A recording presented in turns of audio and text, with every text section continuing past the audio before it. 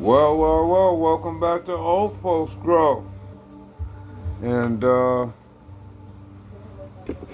I guess I'm going to start off right here. Watermelon ice cream cake. Oh, and that song that's playing back there? Yeah, that's that dude. That's all me right there. No, I don't rap. I got it from my beautiful ladies.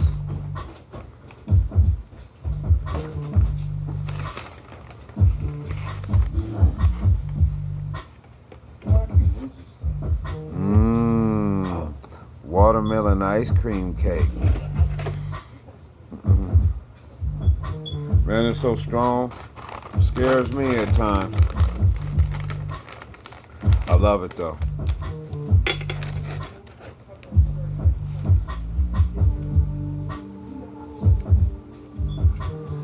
Well, I wanted to get back on this. I'm still doing seed hunting, and it's right here in front of me on the other tray, not the tray I'm rolling on. And get back on this tip how I actually. Well, I was gonna paste, but I had a guy on my YouTube channel. He asked how do I give out a little bit more detail on how I pick out my seeds. Well, on the last episode, I showed you how I separate them. Okay. Well, in that process of separating them, I take a look at the back end of it. Okay, where it has to have a really great perfect circle. Okay, not perfect. Nothing's perfect, but you know what I mean. And no scratches on it, very smooth. It can kind of go up and bubble up and curve back in and make that circle ring in there. You know what I mean? And no scars in the inside on the outside. Well, the outside is not that bad, but if it got like a scratch in the middle of it, or it kind of where it grooves and kind of make around and come back in a circle like that, sometimes those can be males.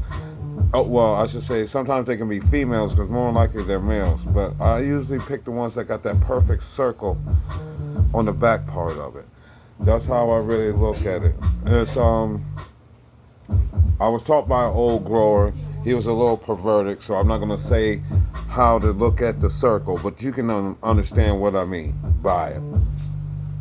And that's how I pick my seeds. And 96% of the time, if you look at the seed and look at that, the way I'm talking about, you can understand it. And then the other seeds, you'll be like, okay, well, that's not what he's talking about. That doesn't look like, I mean, it could be just if it's a perfect little bitty hole where the seed just came all the way up and just came where it barely closed and it got this little hole right there.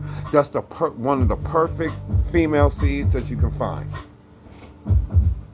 Other than that, ones come up and extrude out, but as long as it's a perfect circle, when you look at it and face it and still got that perfect circle in there, then that's still the same sense. So all seeds are not the same, but you kind of look for that perfect circle. Don't look for a scratch in it, or sometimes that could be, but like I'm saying, 86% of the time, the way my old mentor told me, that's how you look at them. And you can basically find, yeah, some of them can be boys, but majority of the time, those are girls. So that's how I really, really pick out to find me a really great girl. That's why I said this pile for sure. This little pile I made, I think it's, let me count. 1, 2, 3, 4, 5, 6, 7, 8, 9, 10. Okay, I got 10 that I'm sure that are going to be nothing but females, but they got to pop first. You see what I mean? So then if that one don't pop, I got to try another one. And then I got to try another one. If the next one pop, or if that one, the first one I find, that I look at, and it pops, I'm going to run with it. But then you still got to check the other ways too. That this is just the real bare now, looking at the seed and checking it. Now the second way I check it is if I'm in doing like right now, I'm doing a perpetual grow. I'm back inside again. So I can go and throw that plant after it's been developed for about, let me see, if it gets on its fifth or sixth node up, will stretch out, bring its leaves out like that on the sixth level. You can stick it into the flower tent and let it sit in there with them. And then it'll show you either it's going to be hairs coming out or there's going to be balls dropping down from the crease of the arm when the arm come up from the main stem. Say I'm the main stem and this is the arm coming up. It's going to drop down like right in the area of that crease, either down below or up here at the neck or something, but they're gonna drop right down. You'll see it, and that's how I really go about it.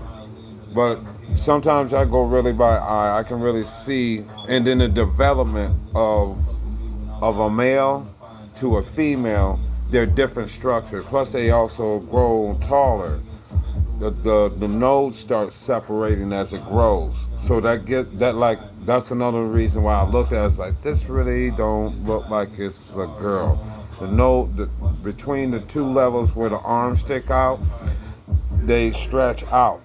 Even if they get close, they start stretching out for some reason. I'd be like, well, then that ain't right. And they'll stretch out pretty far away from each other. And then there'll be like a perfect stack from one. That's another reason I look at it. I can really tell it's a boy. As you grow and you do this type of process here with seeds, then then you start making plants and growing them out here, because there's people that want starters, which is clones, you know what I mean? So I have to do my homework, and this is homework for me. So I have to do that, and then that's the next process. And after I do that process, I can take them out of the flower tent and then bring them back and put them in grow, and they'll go back to normal. It takes a minute. Sometimes it depends on the plant. It can take to 10 to 30 days to change back.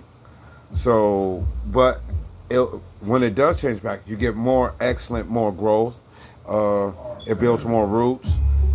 The only thing that you have to really worry about with them is that they can turn morphodite. But if you have a stabilized strand, it won't do that. I mean, some will. That's why you pop so many.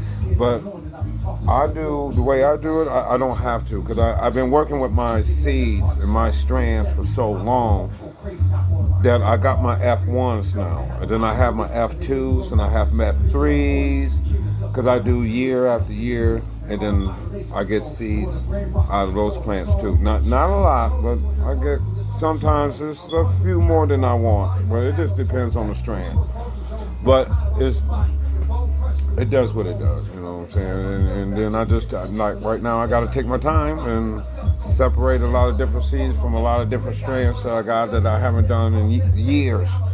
Some of these strands I got kept up to date, which is 2002, 2003, 2004. Some of the 2003s and 2022s and 23, that's what I meant to say, is seeds that I kept up with, but I haven't separated them.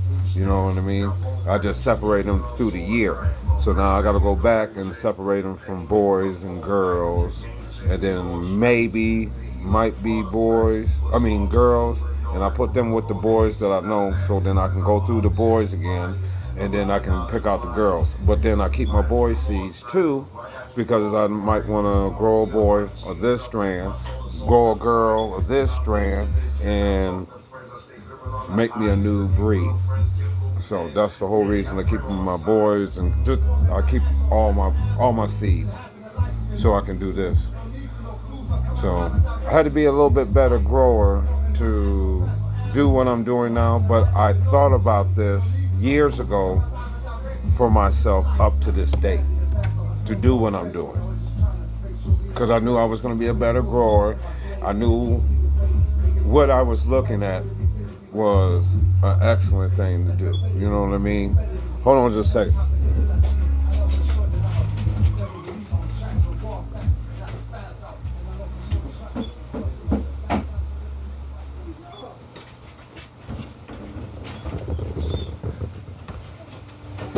All right, sorry about the interruption, but I was sitting there getting my stuff together. My kids was at the door. I had to let them in. They're my grandkids. What's Titi? Go get out of here. I'm on the video, buddy. Titi, look. I know, but I'm on the video. Go on now. Go on about the business. Sorry about that.